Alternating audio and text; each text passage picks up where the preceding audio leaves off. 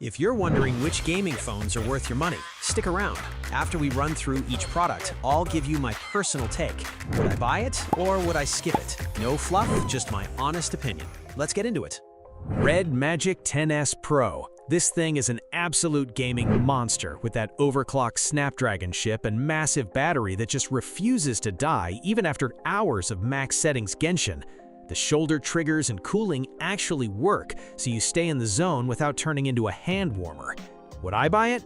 Yes, because it destroys the others for pure marathon sessions and feels like it was built by someone who actually games non-stop. Samsung Galaxy S25 Ultra. It handles games smooth enough with solid cooling, but that smaller battery means you're charging way more often than the dedicated beasts, and the software still throws random bloat at you mid-raid. Feels like paying flagship tax for cameras I barely use while gaming. Would I buy it? No, because the REDMAGIC and OnePlus just eat it alive on battery and raw fun without the annoying extras. OnePlus 13. Clean, fast experience that doesn't overheat much and the battery lasts decent, but it lacks the triggers and that extra edge for sweaty competitive matches where every millisecond counts. Software feels polished, yet somehow still gets in the way compared to pure gaming rigs.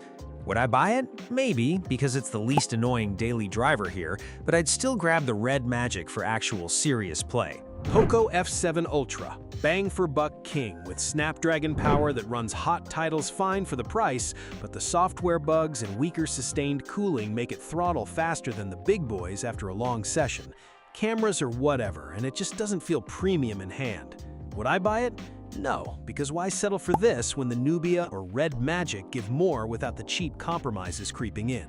Nubia Z70 Ultra. Killer under display screen for immersion, and that main camera actually slaps for quick shots. But damn, it heats up quick during long games, and the battery drains faster than expected, next to the REDMAGIC tank. Software quirks get old fast. Would I buy it? No, because the REDMAGIC just feels more honest for gaming without the random hotspots ruining the vibe. Samsung Galaxy S25 Plus. This thing handles Genshin fine, but after a week, the battery dips hard during long sessions compared to the bigger battery beasts, and it gets warmer than I'd like, while Samsung software throws random updates at you mid-game. Would I buy it? No, because the iQOO destroys it for actual gaming without the bloat tax. Man, this phone just eats every title I threw at it with that 144Hz screen and monster battery that laughs at marathon sessions while staying cool thanks to the vapor chamber. The triggers and game mode feel like it was built by actual gamers who get the rage. Would I buy it? Yes, because it makes the Samsungs feel like toys that overheat for twice the price. Xiaomi 15 Ultra. Gaming runs buttery on the Elite chip, but the software still has those annoying little hiccups and ads that pop up after updates, which kills the vibe when you're deep in a ranked match. Camera is overkill for a gamer anyway. Would I buy it? No, because the iQOO does the same power without the Xiaomi weirdness creeping in after a week. Samsung Galaxy S25. Smaller screen and battery make it feel like the budget version that throttles faster once the heat builds up.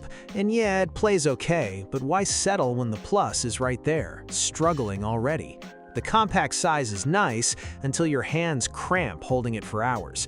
Would I buy it? No, because everything else on this list embarrasses it for serious play. iPhone 17 Pro? The A19 chip keeps everything locked at high frames without melting, but iOS still locks you out of sideloading the good stuff.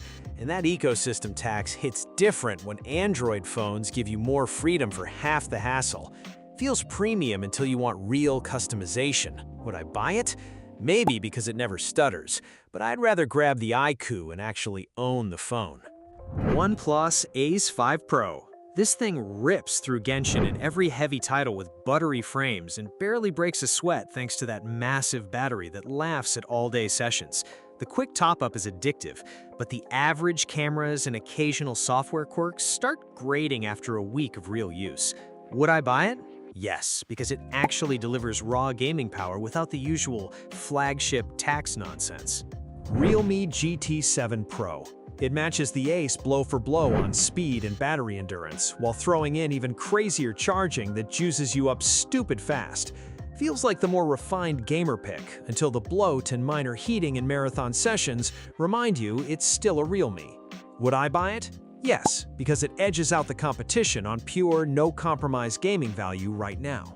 Google Pixel 9 Pro XL. Clean software is nice, and the cameras crush everything else here, but this Tensor chip chokes hard in long gaming sessions, heats up like a toaster, and drops frames where the others stay locked. After a week, it just feels pointless next to the actual beasts on this list. Would I buy it? No, because paying premium for weak gaming performance in 2026 is straight up dumb.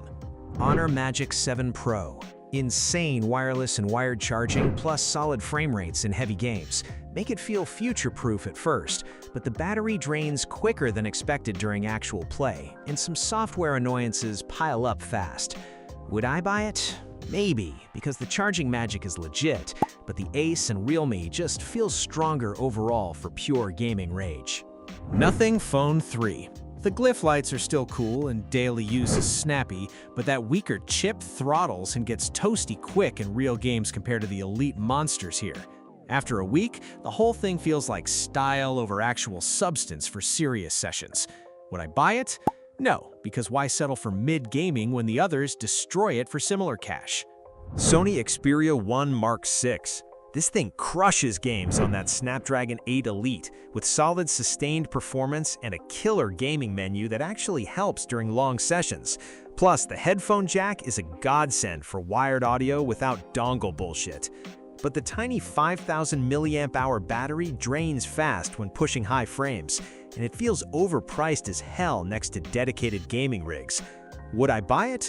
No, because it's a jack of all trades that gets smoked by the actual gaming phones here for the cash. REDMAGIC 10 Air. Lighter and way more comfortable in the hand than its big brother, with decent Snapdragon 8 Gen 3 power for most titles, and that huge battery lasting through marathon sessions without turning into a furnace. The screen and triggers still deliver that addictive feel, but it misses the fan and raw punch when things get crazy intense. Would I buy it? Maybe, because it's the smart budget pick if you want gaming vibes without the full weight and price tag.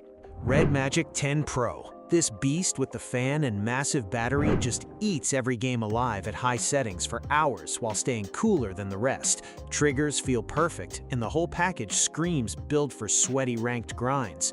The Pro edges out everything else in raw endurance and customization that actually matters after a week of heavy use. Would I buy it? Yes, because it delivers the chaotic fun I actually crave without the usual compromises biting me later. iPhone 17 Pro Max. The A19 Pro rips through games smoother than most Androids, with insane battery life that laughs at long sessions, and that display pops hard. But iOS still feels locked down for real customization, no side-loading tweaks or shoulder triggers, and it gets annoyingly warm without dedicated cooling when you're deep in competitive stuff. Would I buy it? No, because the REDMAGIC Pro wipes the floor with it for actual gaming joy at similar money. Thanks for watching. I hope this video helped you pick the gaming phones for you. If you have any questions, drop a comment below. Links to all of these products mentioned in this video will be in the description.